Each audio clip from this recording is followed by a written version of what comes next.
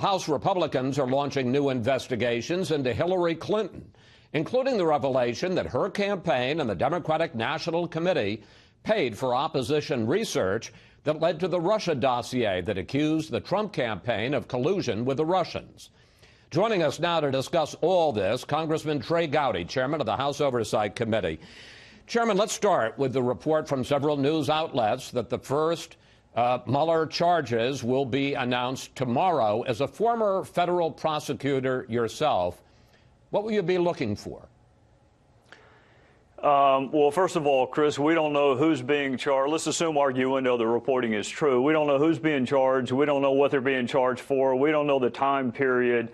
I will tell you this. The only conversation I've had with Robert Mueller, it was stressing to him the importance of cutting out the leaks with respect to serious investigations. So it is kind of ironic that the people charged with investigating the law and executing the law would violate the law. And make no mistake, disclosing grand jury material is a violation of the law. So as a former prosecutor, I'm disappointed that you and I are having the conversation because somebody violated their oath of secrecy. Let's handicap this, though, if you will, sort of expert analysis. As a federal prosecutor, you're quite right. We do not know who's being charged and what they're being charged for. What, if anything, when we find that out, whether it's somebody close to the president, somebody further down, whether it's something related to Russia, or whether it's, what, in effect, an extraneous charge, not to say it's not a legitimate charge, but something like fraud or money laundering, what will that tell us about the Mueller investigation?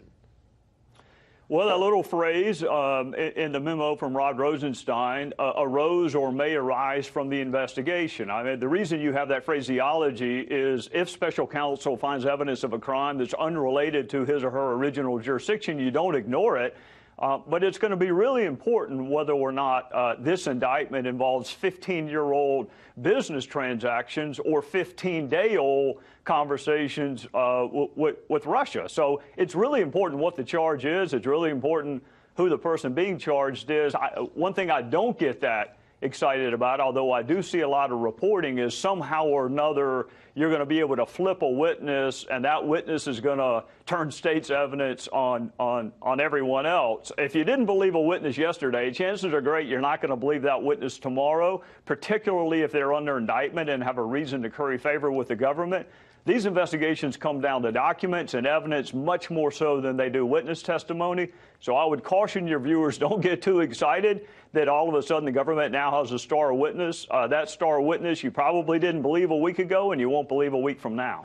There have been growing calls from some Republicans to end the Mueller investigation. Some people say he's too close to Comey and the FBI and that he ought to resign. Some people say that when the Mueller budget for the special counsel investigation is presented to Congress to review next month, that they should cut off funding. Do you support any effort to either curtail or end the Mueller investigation? I don't, and I readily concede I'm in an increasingly small group of Republicans. I think Bob Mueller has a really distinguished career of service to our country. I don't think any of your viewers can think of a single thing he did as the FBI director that caused them to have a lack of confidence in him. I think most of your viewers have to be reminded that he actually was the FBI director or that he actually was a U.S. attorney, because he's a pretty apolitical guy.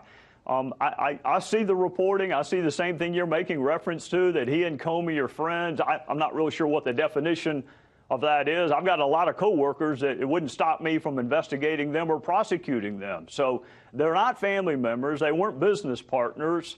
I would encourage my Republican friends, give the guy a chance to do his job. The result will be known by the facts, by what he uncovers. The personalities involved are much less important to me than the underlying facts. So I would say give the guy a chance to do his job. Let's turn to the revelation this week that it turns out that the Clinton campaign and the Democratic National Committee paid for the opposition research that led to the writing, the formulation of this Russia dossier that makes all kinds of accusations against President Trump and his campaign. What do you think is the significance of that revelation? Well, one of the areas of significance, Chris, is just how hard the Democrats in Congress fought Republicans for trying to gain access to this information. If it were up to Adam Schiff and other Democrats, who, of course, want all the facts to come out, they want all the facts of Russia to come out, except who financed the dossier. So that's the most important thing to me, is how unserious the Democrats in the House have been about uncovering all the facts. I am interested in who paid for the dossier, because that helps you understand motive and intent and whether or not you can rely on the document.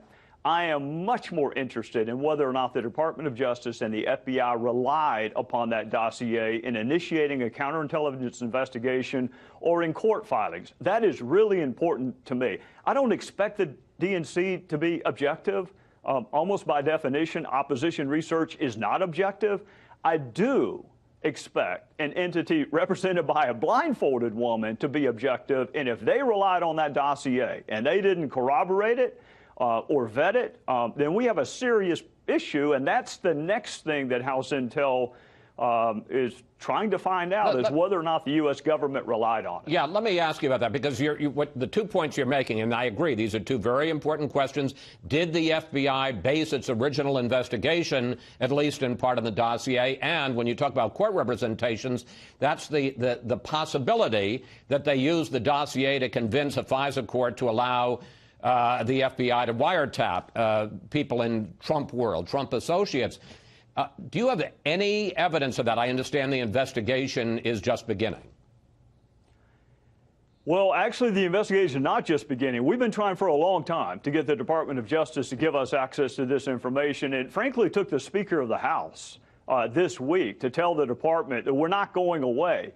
You know, Chris, people don't like it when I say this, but it's actually true. It's sometimes hard to tell the difference between the Obama Department of Justice and the current Department of Justice in terms of transparency and their willingness to share information with Congress. This is a really simple request.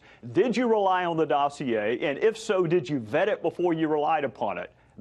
You can answer that in 30 seconds, but it's taken 3 months for the Department of Justice, and only recently have they agreed to give us the information. So the battle is not just with House Democrats. Unfortunately, it's also with the Department of Justice to gain access to the information we need to wrap up this investigation. What about the fact that the Clinton campaign and the DNC, which paid $12 million to the law firm Perkins Cole that paid for the opposition research that led to the dossier, that in the FEC filings it simply says $12 million to Perkins Cole, the law firm, for legal work. No mention of the fact that it was also paying for Oppo research that went to Christopher Steele, a former British intelligence agency agent that went to the Kremlin, not the money to the Kremlin, but his investigation. As I understand it, that willful misrepresentation of campaign expenditures is a criminal offense. Well, I'm not an election law expert, Chris, but the good news is you don't have to be to understand the absurdity of believing that you can launder all of your campaign money by just hiring a law firm. I mean, imagine if you and I were running for Congress and we just hired a law firm and said, hey, you go do all the Oppo, you go buy all the television, you go buy all the bumper stickers, you go hire all the experts, and we're going to launder all of this through a law firm. I can't think of anything that defeats the purpose of transparency laws more than that. So I am interested in that, and I am also interested in sharing some memory tricks with folks at the DNC, because no one can remember who paid $10 million to a law firm to do Oppo research. I find that stunning. $10 million, and no one can remember who authorized it, who approved it, who said, yeah, this is a really good idea. So you got two issues, a memory issue and then the lack of transparency by laundering money through a law firm. We're running out of time, and I want to ask you two more questions. One is that you also have begun an investigation into the 2010 Uranium One deal. This was the deal under which 20% of America's uranium reserves ended up going to a Russian government agency. Hillary Clinton responded this week to all of this talk about her. I'd like to play the clip of her.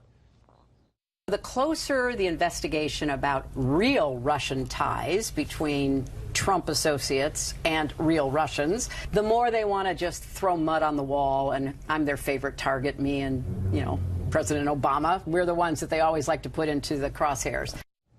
So Secretary Clinton and other Democrats are saying that you and the Republicans are just trying to shift the conversation. Well, Chris, all the way back in 2010, Peter King and Ileana Ross-Layton, two of my colleagues on the House Intel Committee, sent a letter to CFIUS trying to better understand this transaction. In 2015, the House Oversight Committee also wrote the Obama administration trying to understand what CFIUS did, whether or not they had all the information. But Chris, also keep in mind, we've spent most of 2017 trying to better understand what Russia did to this country in 2016, not to the Democrats, not to the Republicans, but to this country. So what we know is that Russia was not our friend in 2016. It's not that big of a leap to ask, I wonder if they were our friends in 2010. That's not that big of a leap. It wasn't Republicans who gave the reset button to Russia. It wasn't Republicans who said we'll have more flexibility in a second term. It was a Republican named Mitt Romney who said Russia was our greatest threat, and the Democrats laughed at him. So, yes, I do want to know if the same group that tried to sabotage our democracy in 2016 is buying uranium in 2010. Yeah, I want to know that. Okay, two quick questions to wrap this up. On the one hand, given the revelations about the fact that the DNC and the Clinton campaign paid for the Russia dossier, in effect, do we at this moment have harder evidence of collusion between Clinton and the Russians than we do about Trump and the Russians? You know, Chris, there are 5 words that start with C: collusion, coordination, conspiracy, contact, and coincidence. And where this falls out in those 5 C's, I don't know. The word collusion has a criminal connotation to it. I think the premise of your question is accurate. For a long time, we've heard about all the ties between the Trump campaign and Russia, for which there is no evidence. And lo and behold, despite serious Democrat opposition, we have uncovered that the DNC was working with Russian actors to try to besmirch Donald Trump's reputation. So it's certainly interesting. Whether it's collusion, coincidence, coordination, I don't know yet. Right. And very briefly, we do know that, as you point out, the key is the Russians did interfere. They did hack the DNC files. They did hack and put out information about John Podesta's files. Don't we need to get to the bottom of that, too? I've spent the better part of 2017 doing that, including interviewing 3 witnesses last week, and I got a bunch more this week. Yeah, Russia's not our friend. WikiLeaks is not our friend. Julian Assange is not our friend. They tried to attack the fundamentals of our democracy, and that's what I've spent 2017 focusing on. That, to me, is an American issue. I wish the Democrats would help a little bit more instead of reading the Moscow phone book during the witness interviews, trying to see whether Jared Kushner knows a guy named Igor. I wish they'd help. But that's been my focus in 2017, is understanding that Russia tried to subvert our democracy, and it'd be great if my Democrat friends helped a little bit. Chairman Gowdy, thank you. Thanks for your time, and we will follow all the investigations in coming days, sir.